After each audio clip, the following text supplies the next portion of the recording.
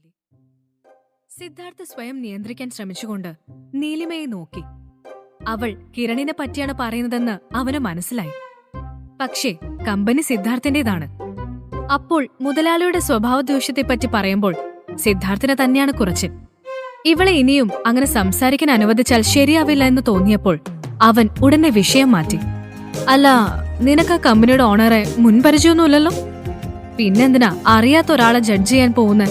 സിദ്ധാർത്ഥ് ചോദിച്ചു. അത് പിന്നെ ഞാൻ പുറത്തുനിന്ന് അറിഞ്ഞ കാര്യങ്ങൾ പറഞ്ഞോന്നേ ഉള്ളൂ. ഹാ, അങ്ങനെ വായി തോന്നിയത് പറയാൻ നിൽക്കണ്ട, സിദ്ധാർത്ഥ് അവളെ നോക്കി പറഞ്ഞു. അപ്പോഴും അവന് നീലിമയോട് ദേഷ്യപ്പെടാനൊന്നും സാധിക്കുന്നുണ്ടായിരുന്നില്ല. ഇയാളിതെല്ലാ സമയം എന്തിനാണോ എന്തോ ഇങ്ങനെ മസിൽ പിടിച്ച് സംസാരിക്കുന്നത്? നീലിമ മനസ്സിൽ ചിന്തിച്ചു. അവളുടെ കണ്ണുകൾ ശ്രദ്ധിച്ചപ്പോൾ അവൾ എന്തോ മനസ്സിൽ പറയുന്നുണ്ടെന്ന് സിദ്ധാർത്ഥിന് മനസ്സിലായി. അവൻ തന്നെ നോക്കുന്നത് കണ്ട് ഭയന്ന നീലിമ ഉടനെ അവിടെ നിന്നും മാറി. ഹോ, രക്ഷപ്പെട്ടു. ഇനി അവിടെ നിന്നിരുന്നേൽ കാലം ചിലപ്പോ കൊന്നേനെ, നീലിമ മനസ്സിൽ പറഞ്ഞു. സിദ്ധാർത്ഥ് അപ്പോഴും ഒരു ചെറു പുഞ്ചിരിയോടെ അവൾ പോയ ദിശയിലേക്ക് നോക്കി നിൽക്കുന്നുണ്ടായിരുന്നു. സിദ്ധാർത്ഥിന്റെ കസിനും സ്റ്റാർഡം മീഡിയയുടെ MD-യുമായ കിരൺ അവന്റെ മുറിയിലായിരുന്നു. അവൻ വളരെ അസ്വസ്ഥതയോടെ ബെഡിലിരുന്നു.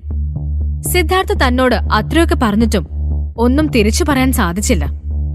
കിരൺ ഒരു ബിയർ മേശമേൽ നിന്നെടുത്ത് പൊട്ടിച്ചു കുടിച്ചു. എല്ലാം എന്റെ ഗതികേട്, കൂപ്പ്. ഞാൻ കൂടി അനുഭവിക്കേണ്ട സ്വത്തിന്റെ പുറത്താ ആ സിദ്ധു ഒറ്റയ്ക്ക് മുതലാളി കളിച്ച് നടക്കുന്നത്. അവൻ ആരാണ് അവന്റെ വിചാരം? കിരൺ പിറുപിറുത്തു. അവന്റെ മുഖത്ത് സിദ്ധാർത്ഥിനോടുള്ള പക പ്രകടമായിരുന്നു. സിദ്ധാർത്ഥ് അവസാനം പറഞ്ഞ വാക്കുകൾ കിരണിന്റെ മനസ്സിൽ മുഴങ്ങി കേട്ടുകൊണ്ടിരുന്നു. അതോടെ നിയന്ത്രണം വിട്ട കിരൺ ദേഷ്യത്തോടെ തന്റെ കയ്യിലിരുന്ന ബിയർ കുപ്പിയെടുത്ത് റൂമിലെ കണ്ണാടിയുടെ നേർക്കെറിഞ്ഞു. ഏറുകൊണ്ട് കണ്ണാടി പൊട്ടിച്ചിതറി. എന്നിട്ടും കിരണിന്റെ കലി തീർന്നില്ല. അവൻ ദേഷ്യത്തോടെ അവിടെയുള്ള ഫ്ലവർ വേസും മറ്റുമൊക്കെ നിലത്തേക്ക് എറിഞ്ഞ് ഉടച്ചുകൊണ്ടിരുന്നു. എന്തൊക്കെയോ പൊട്ടിത്തകരുന്ന ശബ്ദം കേട്ടുകൊണ്ടാണ് കിരണിന്റെ അച്ഛൻ രാംദാസ് അവിടേക്ക് വരുന്നത്. അയാൾ മുറിയിലേക്ക് കയറിയപ്പോൾ തന്നെ നിലത്ത് പൊട്ടിക്കിടക്കുന്ന ബിയർ കുപ്പിയും മറ്റുമാണ് കാണുന്നത്. കിരൺ, നീ എന്തൊക്കെയാ കാണിച്ചു കൂട്ടുന്നത്? എന്തു പറ്റി നിനക്ക്? കിരൺ അച്ഛന് മറുപടി കൊടുക്കാതെ ഒരു സിഗരറ്റ് എടുത്ത് കത്തിച്ച് വലിച്ചുകൊണ്ടിരുന്നു. തന്റെ മുന്നിൽ വെച്ചുള്ള അവന്റെ ആ പ്രവൃത്തി രാംദാസിന് ഇഷ്ടമായില്ല. എങ്കിലും അയാൾ അപ്പോൾ കിരണിനോട് അതിനെക്കുറിച്ചൊന്നും പറയാൻ നിന്നില്ല. കിരൺ, കാര്യം പറയുന്നുണ്ടോ? രാംദാസ് ചോദിച്ചു. ആ സിദ്ധാർത്ഥനെ ഓഫീസിലേക്ക് വിളിപ്പിച്ചിരുന്നു. സ്റ്റാർഡം മീഡിയ നഷ്ടത്തിലായത് ഞാൻ കാരണാണ് പോലും, കിരൺ പുച്ഛത്തോടെ പറഞ്ഞു. രാംദാസ് അതിനു മറുപടി പറഞ്ഞില്ല. കിരണിന്റെ കയ്യിലിരിപ്പ് കൊണ്ട് തന്നെയാണ് സ്റ്റാർഡം നഷ്ടത്തിലായതെന്ന് അയാൾക്ക് വ്യക്തമായി അറിയാവുന്ന കാര്യമാണ്. അല്ല ഡാഡ്, അവൻ ആരാണെന്നാ ആ സിദ്ധാർത്ഥന്റെ വിചാരം? അവന്റെ മാത്രം കമ്പനിയൊന്നും അല്ലല്ലോ. മുത്തശ്ശൻ എല്ലാം അവന്റെ പേരിൽ എഴുതി വെച്ചതുകൊണ്ട് മാത്രമാണ് ഞാനിപ്പോ ഗതികെട്ട് ഇപ്പൊ അവനോട് സംസാരിക്കേണ്ടി വരുന്നത്. അല്ലായിരുന്നെ കാണായിരുന്നു. കിരൺ സിഗരറ്റ് വലിച്ചുകൊണ്ട് ദേഷ്യത്തോടെ പറഞ്ഞു. രാംദാസ് അതിനു മറുപടി പറഞ്ഞില്ല. അവന് എന്ത് അധികാരം ഉള്ളത് എനിക്ക് വാർണിംഗ് തരാൻ? കിരൺ വീണ്ടും ചോദിച്ചു. കിരൺ, മതിയാക്ക്. സ്റ്റാർഡം മീഡിയ നഷ്ടത്തിലാക്കിയത് നീയല്ലാതെ പിന്നെ ആരാ? രാംദാസ് നിയന്ത്രണം വിട്ട് ചോദിച്ചു. അച്ഛൻ അങ്ങനെ സംസാരിച്ചപ്പോൾ കിരൺ വല്ലാതെയായി. കമ്പനിയിൽ വരുന്ന മിക്ക മോഡൽസും നിന്റെ സ്വഭാവം കാരണം ജോലി വരെ വേണ്ടാന്ന് വെച്ചിട്ട് പോയത് ഓർമ്മയുണ്ടല്ലോ. മാത്രമല്ല അവിടെയുള്ള എല്ലാ ലേഡീസിനും നിന്നെക്കുറിച്ച് പരാതി പറയാനേ നേരമുള്ളൂ, രാംദാസ് ദേഷ്യത്തോടെ പറഞ്ഞു. ഡാഡ്, ഇതൊക്കെ എന്തിനാ ഇപ്പൊ പറയുന്നേ? കിരൺ ചോദിച്ചു. പിന്നെ എപ്പോ പറയണം? നീ ഒറ്റൊരുത്തം കാരണമാണ് ആ സിദ്ധാർത്ഥ കമ്പനിയുടെ തലപ്പത്ത് വന്നത്. നിന്നോട് ഞാൻ പറഞ്ഞല്ലേ മര്യാദയ്ക്ക് നിൽക്കാൻ. അങ്ങനെ നിന്നിരുന്നിൽ മുത്തശ്ശൻ ഇതെല്ലാം നിനക്ക് തന്നേനെ. അതെങ്ങനെ? കുറച്ചെങ്കിലും വിവരം വേണ്ടേ? രാംദാസ് വീണ്ടും പറഞ്ഞു. ഡാഡ്, ഞാൻ... കിരൺ വാക്കുകൾ കിട്ടാതെ പതറി. ഇതിപ്പോ സിദ്ധാർത്ഥ ലാസ്റ്റ് വാർണിംഗ് തന്ന സ്ഥിതിക്ക് ഇനിയെങ്കിലും മര്യാദയ്ക്ക് അവിടെ നിൽക്കാൻ നോക്ക്. അവൻ ജോലിയിൽ നിന്ന് എടുത്തു കളയുമെന്ന് പറഞ്ഞാ അത് ചെയ്തിരിക്കും. ഓഫീസ് കാര്യങ്ങളിൽ ബന്ധം പോലും നോക്കാത്തവനാണ് സിദ്ധാർത്ഥ്, രാംദാസ് പറഞ്ഞു. അപ്പോ ഡാഡ് എന്താ പറഞ്ഞു വരുന്നേ? ഞാൻ സിദ്ധാർത്ഥിന്റെ അടിമയായി അവിടെ തന്നെ തുടരണമെന്നാണോ? കിരൺ ചോദിച്ചു. അതെ, പക്ഷേ മുമ്പ് നിന്നതുപോലെയല്ല. നീ ഇനി മുതൽ നിന്റെ സ്വഭാവമൊക്കെ ഒന്ന് മാറ്റി നല്ലവനായി സിദ്ധാർത്ഥിന്റെ കൂടെ നിൽക്കാൻ നോക്ക്, രാംദാസ് പറഞ്ഞു. എനിക്കൊന്നും മനസ്സിലാവുന്നില്ല, കിരൺ പറഞ്ഞു. ദാ പൊട്ട, അങ്ങനെ നല്ലവനായി നിന്നാലേ നമുക്ക് നമ്മുടെ അവകാശം മേടിച്ചെടുക്കാൻ പറ്റൂ. സിദ്ധാർത്ഥിന്റെ ഈ മുതലാളി കളി കുറച്ചു കാലം കൂടി നീ സഹിക്ക്. നിനക്ക് അവകാശപ്പെട്ടത് നമുക്ക് നേടിയെടുക്കാം മോനെ. സമയമായിട്ടില്ല. അതുവരെ നീ ക്ഷമിക്ക്. രാംദാസ് കിരണിന്റെ അരികിൽ വന്നുകൊണ്ട് പറഞ്ഞു. അച്ഛൻ പറഞ്ഞത് ശരിയാണെന്ന് കിരണിനും തോന്നി. മര്യാദയ്ക്ക് നിന്നില്ലെങ്കിൽ ഉറപ്പായും ഇപ്പോഴുള്ള സ്ഥാനം നഷ്ടമാവും. അതിനു മുമ്പ് എന്തെങ്കിലും ചെയ്തേ പറ്റൂ. കിരൺ മനസ്സിൽ ചിന്തിച്ചു. ഈ സമയം നീലിമ സിദ്ധാർത്ഥിന്റെ വീട്ടിലായിരുന്നു. അവൾക്ക് അവിടെ ബോറടിച്ചു തുടങ്ങി. ജോലികളൊക്കെ മല്ലികയും മറ്റും ജോലിക്കാരും ചെയ്യുന്നതുകൊണ്ട് നീലിമയ്ക്ക് ചെയ്യാൻ ഒന്നുമില്ല. അവളെ ജോലി ചെയ്യാൻ മല്ലിക സമ്മതിക്കാറുമില്ല. മല്ലിക ഉള്ളംകൈയിൽ വെച്ചാണ് നീലിമയെ കൊണ്ടു നടക്കുന്നത്. അത് സിദ്ധാർത്ഥിന്റെ ഭാര്യയോട് അവർക്കുള്ള മതിപ്പൊന്നുകൊണ്ട് മാത്രമാണ്. ഒന്നും ചെയ്യാനില്ലാതെ ഇരുന്ന് മടുത്തപ്പോൾ നീലിമ ഫോൺ എടുത്ത് അതിൽ കോമഡി വീഡിയോസ് കണ്ടുകൊണ്ടിരുന്നു. അപ്പോഴാണ് അവൾക്ക് അറിയാത്ത നമ്പറിൽ നിന്നൊരു കോള് വരുന്നത്. നീലിമ സംശയത്തോടെ കോൾ എടുത്തു. ഹലോ, യാ, നീലിമയാണ്. ഞാൻ സ്റ്റാർഡം മീഡിയയിലെ മാനേജറാണ് സംസാരിക്കുന്നത്. ഇയാളെ ഞങ്ങളുടെ കമ്പനിക്ക് ആവശ്യമുണ്ടെന്ന് പറയാനാണ് വിളിക്കുന്നത്. മറുതലക്കിൽ നിന്ന് മാനേജർ പറഞ്ഞു. അത് കേട്ട് നീലിമയ്ക്ക് ആകെ അമ്പരപ്പ് തോന്നി. അങ്ങോട്ട് ചെന്ന് അന്വേഷിച്ചപ്പോൾ ഒന്നും തീരുമാനമായിട്ടില്ല എന്നാണ് പറഞ്ഞത്. വളരെ പെട്ടെന്ന് കാര്യങ്ങൾ മാറിയിരിക്കുന്നു. സർ, സത്യമാണോ? നീലിമ അമ്പരപ്പ് മാറാതെ ചോദിച്ചു. അതെ, നാളെ തന്നെ വന്ന് ജോയിൻ ചെയ്തോളൂ, മാനേജർ പറഞ്ഞു. ശരി സർ, താങ്ക്സ്. നീലിമയ്ക്ക് വളരെ സന്തോഷമായി. ഒരു ജോലിക്കായി അവൾ അത്രമാത്രം ആഗ്രഹിച്ചിരുന്നു. മിക്ക കമ്പനികളും തന്നെ എടുക്കാതിരുന്ന സമയത്ത് ആകെ ഉണ്ടായിരുന്ന പ്രതീക്ഷ സ്റ്റാർഡം മീഡിയയായിരുന്നു. അതും കൈവിട്ടു പോകുമെന്നാണ് കരുതിയത്. പക്ഷേ ഇപ്പോൾ തനിക്ക് ഒരു ഇന്റർവ്യൂ പോലുമില്ലാതെ ആ ജോലി കിട്ടിയിരിക്കുന്നു. എന്റെ ഈശ്വര, ഞാനിതിനെങ്ങനെ നന്ദി പറയും? അപ്പോൾ അശ്വിൻ താഴെ നിന്ന് മുകളിലേക്ക് കയറി വരുന്നുണ്ടായിരുന്നു. അമ്മ ഒറ്റയ്ക്ക് നിന്ന് സംസാരിക്കുന്നത് കണ്ട അശ്വിൻ അവളുടെ അടുത്തേക്ക് വന്നു.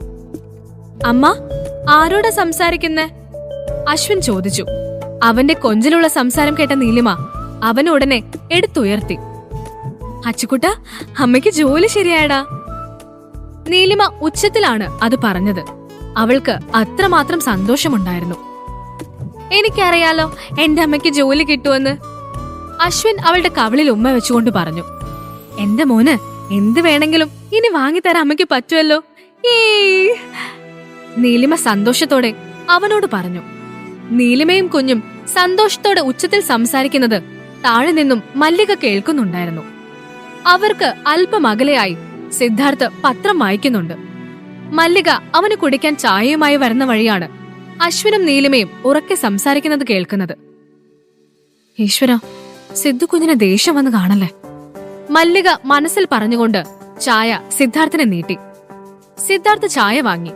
അവൻ നീലിമയും അശ്വിനും സംസാരിക്കുന്നത് കേട്ടിട്ടും ദേഷ്യപ്പെടുന്നില്ലെന്ന് കണ്ടപ്പോൾ മല്ലികയ്ക്ക് അത് പഴയ സിദ്ധാർത്ഥ തന്നെയാണോ എന്ന് അതിശയം തോന്നി. ഇപ്പോഴാണ് മോനെ ഇതൊരു വീടായത്, മല്ലിക പറഞ്ഞു. സിദ്ധാർത്ഥ് പത്രത്തിൽ നിന്ന് കണ്ണെടുത്തുകൊണ്ട് അവരെ നോക്കി. അശ്വിന്റെ ചിരിയും നീലിമയുടെ കൊഞ്ചിലുമെല്ലാം മുകളിൽ നിന്ന് അപ്പോഴും കേൾക്കുന്നുണ്ടായിരുന്നു. അവര് ഭക്ഷണം കഴിച്ചോ? സിദ്ധാർത്ഥ് അന്വേഷിച്ചു. ഇല്ല, ഞാൻ വിളിച്ചപ്പോ അച്ചൂട്ടി സിദ്ധുമോന്റെ കൂടെ കഴിക്കുന്നുള്ളൂന്നാ പറഞ്ഞ, മല്ലിക പറഞ്ഞു. അപ്പോൾ നീലിമയും അശ്വിനും അവിടേക്ക് ഇറങ്ങി വന്നു. സിദ്ധാർത്ഥ് താഴെ ഇരിക്കുന്നത് കണ്ട നീലിമ ആകെ പേടിച്ചു. അവൻ അവിടെയില്ലെന്ന് കരുതിയാണ് അത്രയും ഉറക്കെ സംസാരിച്ചത്. എന്റെ ദൈവമേ, ഇയാൾ എവിടെ ഉണ്ടായിരുന്നോ? ദേഷ്യം വന്ന് കാണുമോ എന്തോ, നീലിമ മനസ്സിൽ പറഞ്ഞു. അവളെ കണ്ട സിദ്ധാർത്ഥ് പത്രത്തിൽ നിന്നും തലപൊക്കി നോക്കി.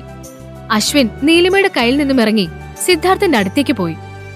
ഡാഡി, അമ്മയ്ക്ക് ജോലി കിട്ടി, അശ്വിൻ കൊഞ്ചലോട് പറഞ്ഞു. ആഹാ, അച്ചൂട്ടന്റെ അമ്മയ്ക്ക് ജോലി കിട്ടിയതിന് അച്ചൂട്ടൻ ഞങ്ങൾക്കൊക്കെ എന്താ തരാൻ പോണത്? മല്ലിക കുഞ്ഞിനെ എടുത്തുകൊണ്ട് ചോദിച്ചു. ഞാൻ ചെറിയ കുഞ്ഞല്ലേ, വളർന്ന വലിയ ആളായിട്ട് എനിക്ക് ജോലിയായ മല്ലിക മുത്തശ്ശിക്ക് എന്ത് വേണമെങ്കിലും വാങ്ങിത്തരാട്ടോ, അശ്വിൻ പറഞ്ഞു. അത് കേട്ട് ആ സ്ത്രീയുടെ കണ്ണു നിറഞ്ഞു. സിദ്ധാർത്ഥിന്റെ കുട്ടിക്കാലം മുതൽ അവനെ നോക്കി വളർത്തിയത് മല്ലികയാണ്. ഇപ്പോൾ അവന്റെ രൂപസാദൃശ്യമുള്ള ഈ കുഞ്ഞിനെയും. നീ സിദ്ധാർത്ഥന്റെ മകൻ ആണെങ്കിലും ഇല്ലെങ്കിലും ഞാൻ നിന്നെ അങ്ങനെ കാണൂ കുട്ടി, മല്ലിക അശ്വിനെ ചേർത്ത് പിടിച്ച് മുത്തം കൊടുത്തുകൊണ്ട് മനസ്സിൽ പറഞ്ഞു. മല്ലികയുടെ കണ്ണ് നിറഞ്ഞത് മറ്റാരും കണ്ടില്ല. അശ്വിൻ പറഞ്ഞ മറുപടി കേട്ട് സിദ്ധാർത്ഥ് അഭിമാനത്തോടെ അവനെ നോക്കി. വാ മക്കളെ, കഴിക്കാൻ എടുക്കാം. മല്ലിക അതും പറഞ്ഞുകൊണ്ട് അശ്വിനെയും എടുത്ത് അവിടെ നിന്നും പോയി. നീലിമ അപ്പോൾ സിദ്ധാർത്ഥിന്റെ നേർക്ക് നോക്കി. ജോലി കിട്ടിയ സന്തോഷം അവളുടെ മുഖത്ത് കാണാമായിരുന്നു. അത് ശ്രദ്ധിച്ച സിദ്ധാർത്ഥ് പറഞ്ഞു, അല്ല, നീയല്ലേ ആ കമ്പനി മുതലാളിയെ കുറെ കുറ്റം പറഞ്ഞത്? എന്നിട്ടിപ്പോ എന്തായി? സിദ്ധാർത്ഥ് പറഞ്ഞത് കേട്ട് നീലിമയ്ക്ക് കുറ്റബോധം തോന്നി. അങ്ങനെയൊന്നും പറയേണ്ടിയിരുന്നില്ല എന്നവൾക്ക് തോന്നി. അത് പിന്നെ ആ പുള്ളി ഇത്ര നല്ല ആളാണെന്ന് എനിക്കറിയോ. എനിക്ക് ജോലി തരാത്ത ദേഷ്യത്തിൽ പറഞ്ഞതാ. നീലിമ കുറ്റബോധത്തോടെ പറഞ്ഞു. അപ്പോഴും സിദ്ധാർത്ഥാണ് ആ മുതലാളി എന്ന് അറിയാതെയാണ് അവൾ സംസാരിച്ചത്. അവൾക്ക് മനസ്സിലൊന്നും ഒളിച്ചു വെക്കാൻ കഴിയില്ല എന്നപ്പോൾ സിദ്ധാർത്ഥിന് മനസ്സിലായി. എന്താണോ മനസ്സിൽ തോന്നുന്നത് അത് തുറന്നു പറയുന്ന പ്രകൃതമാണ് നീലിമയ്ക്ക്. അത് സിദ്ധാർത്ഥിന് വളരെ ഇഷ്ടമായി. ഇതാണ് ഞാൻ പറഞ്ഞത്, കാര്യം അറിയാതെ ഒരാളെയും കുറ്റപ്പെടുത്തുന്നത് നല്ലതല്ലെന്ന് സിദ്ധാർത്ഥ് പറഞ്ഞു. ഞാൻ അദ്ദേഹത്തിനെ കുറ്റം പറയില്ല. നേരിട്ട് കണ്ട ഒരു നന്ദി പറയണമെന്നുണ്ട്. അത്ര വലിയ സഹായമാണ് എനിക്ക് ഈ ജോലി, നീലിമ പറഞ്ഞു. അവൾ വളരെ ആത്മാർത്ഥമായാണ് സംസാരിക്കുന്നതെന്ന് സിദ്ധാർത്ഥ് ശ്രദ്ധിച്ചു. ഇത്ര വലിയ സൗകര്യമുള്ള വീട്ടിലെത്തിയിട്ടും അവൾക്ക് സ്വന്തമായി ജോലി ചെയ്ത് സമ്പാദിക്കണമെന്നൊക്കെയാണ് ആഗ്രഹം. ആ കാര്യത്തിലും സിദ്ധാർത്ഥന് നീലിമയോട് ഭയങ്കര മതിപ്പ് തോന്നി.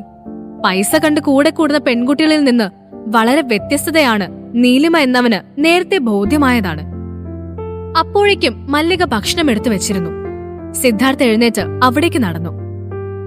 എന്തേ, കഴിക്കാൻ വരുന്നില്ലേ? മടിച്ചു നിൽക്കുന്ന നീലിമയെ നോക്കി സിദ്ധാർത്ഥ് ചോദിച്ചു.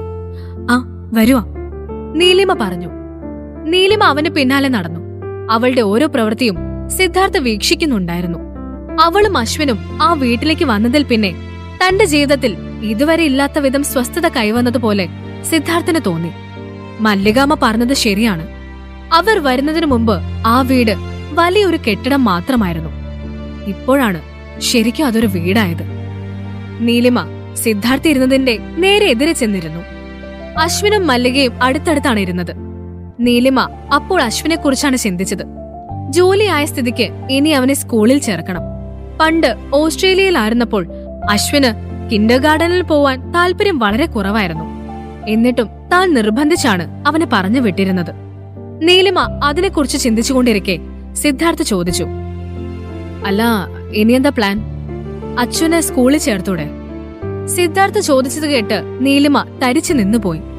ഷടാ, ഞാനിപ്പോ മനസ്സിൽ ചിന്തിച്ച അതേ കാര്യമാണല്ലോ ഇയാള് പറയുന്നത്.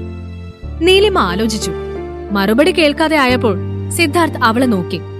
തന്റെ മുഖത്തേക്ക് അത്ഭുതത്തോടെ നോക്കി നിൽക്കുന്ന നീലിമയാണ് അപ്പോൾ അവൻ കാണുന്നത്. അല്ല, ചോദിച്ചത് കേട്ടില്ലേ? സിദ്ധാർത്ഥ് ചോദിച്ചു. ആ കാര്യമായിരുന്നു ഞാനും ആലോചിച്ചേ. പിന്നെ എനിക്കിവിടെ അധികം സ്കൂളൊന്നും പരിചയമില്ല, എവിടെ ചേർക്കുമെന്നറിയില്ല, നീലിമ പറഞ്ഞു. അതിനിപ്പോ എന്താ മോളെ ഇത്ര ആലോചിക്കാൻ? ഞാൻ നാളെ ഒന്ന് അന്വേഷിക്കട്ടെ. ഇവിടെ നിന്ന് അധികം ദൂരമില്ലാത്ത ഏതെങ്കിലും സ്കൂള് നോക്കാം, മല്ലിക പറഞ്ഞു. അയ്യോ, മല്ലികാമ്മ എന്തിനാ ബുദ്ധിമുട്ടുന്നെ? ഞാൻ അന്വേഷിക്കാം, നീലിമ പറഞ്ഞു. മല്ലികയ്ക്ക് ആ വീട്ടിൽ തന്നെ ഒരുപാട് ജോലിയുണ്ടെന്ന് നീലിമയ്ക്ക് അറിയാവുന്നതാണ്. അതുകൊണ്ട് അവരെ ബുദ്ധിമുട്ടിക്കാൻ അവൾക്ക് തോന്നിയില്ല. എനിക്കൊരു ബുദ്ധിമുട്ടുമില്ല മോളെ, അച്ഛന്റെ കാര്യല്ലേ. അത് മല്ലികാമ്മ നോക്കട്ടെ, താൻ ആ കാര്യത്തിൽ ടെൻഷൻ വേണ്ട, അവരുടെ സംസാരം ശ്രദ്ധിച്ച് സിദ്ധാർത്ഥ് പറഞ്ഞു. മല്ലികയ്ക്ക് അത് കേട്ട് സന്തോഷം തോന്നി. മല്ലിക കല്യാണം കഴിച്ചിട്ടില്ല. അവർക്ക് മറ്റ് ബന്ധുക്കളുമില്ല. സിദ്ധാർത്ഥിനും കുടുംബത്തിനും വേണ്ടിയാണ് അവർ ജീവിച്ചത് തന്നെ. എന്നാ മല്ലികാമ്മ തന്നെ നോക്കിക്കോ, നീലിമ സന്തോഷത്തോടെ പറഞ്ഞു. ഭക്ഷണശേഷം സിദ്ധാർത്ഥ് അവന്റെ ഓഫീസിലേക്ക് പോയി. മല്ലിക അശ്വിനൊപ്പം ഹാളിലേക്കും പോയി. നീലിമ പിന്നെയും ഒറ്റയ്ക്കായി. അപ്പോൾ അവൾ സ്റ്റാർഡം മീഡിയയിൽ വിളിച്ചിട്ട് അവിടെയുള്ള മോഡൽസിന്റെ ലിസ്റ്റും മറ്റ് ബേസിക് ആയിട്ടുള്ള ഡീറ്റെയിൽസും ചോദിച്ചു. സാധാരണ ആദ്യ ദിവസം തന്നെ അങ്ങനെയൊരു ലിസ്റ്റ് അവർ കൊടുക്കാറുള്ളതല്ല. പക്ഷെ നീലിമയ്ക്ക് ആ ഫീൽഡിൽ ജോലി ചെയ്ത എക്സ്പീരിയൻസ് ഉള്ളതുകൊണ്ട് അവൾ ജോലിക്ക് കയറും മുൻപേ അതെല്ലാം അറിഞ്ഞിരിക്കുന്നത് നല്ലതാണെന്ന് മാനേജർക്ക് തോന്നി. അയാൾ നീലിമ ചോദിച്ച എല്ലാ വിവരങ്ങളും അവൾക്ക് മെയിൽ ചെയ്തു കൊടുത്തു. ഇനി എന്ത് വേണമെങ്കിലും കുട്ടി ചോദിച്ചോളൂ, മാനേജർ പറഞ്ഞു. ഷടാ, ഇയാള് വളരെ നല്ലവനാണല്ലോ. പുതിയ ജോയിന് ചോദിച്ചപ്പോ തന്നെ എല്ലാ വിവരങ്ങളും തരുന്നല്ലോ, നീലിമ മനസ്സിൽ ആലോചിച്ചു. അവൾക്കപ്പോഴും അത് സിദ്ധാർത്ഥന്റെ കമ്പനിയാണ് എന്നറിയില്ലായിരുന്നു. വൈകാതെ നീലിമ മോഡൽസിന്റെ ലിസ്റ്റ് തിരയാൻ തുടങ്ങി. അതിൽ ലേഡി മോഡൽസിൽ ഉള്ളതിൽ പകുതിയും ക്വാളിഫിക്കേഷൻ ഇല്ലാത്തവരായിരുന്നു. വെറുതെ അല്ല കമ്പനി നഷ്ടത്തിലായത്. ഗ്ലാമർ മാത്രം നോക്കിയാണോ ഇവിടെ ജോലിക്ക് ആളെടുക്കുന്നത്? നീലിമ സ്വയം പറഞ്ഞു. സ്ത്രീകളുടെ ലിസ്റ്റ് നോക്കിക്കഴിഞ്ഞപ്പോൾ അവൾ പുരുഷന്മാരുടെ ലിസ്റ്റ് നോക്കാൻ തുടങ്ങി. അതിൽ ഒരു പ്രൊഫൈൽ കണ്ട് നീലിമ അയാളുടെ ക്വാളിഫിക്കേഷൻ ചെക്ക് ചെയ്തു. സീരിയലുകളിൽ അഭിനയിക്കുന്ന അത്യാവശ്യം ഫേമസ് ആയിട്ടുള്ള സൂര്യ എന്നയാളുടെ പ്രൊഫൈലായിരുന്നു അത്. നീലിമ ആ പ്രൊഫൈലിലെ ഓരോ കാര്യങ്ങൾ ചെക്ക് ചെയ്തുകൊണ്ടിരുന്നു.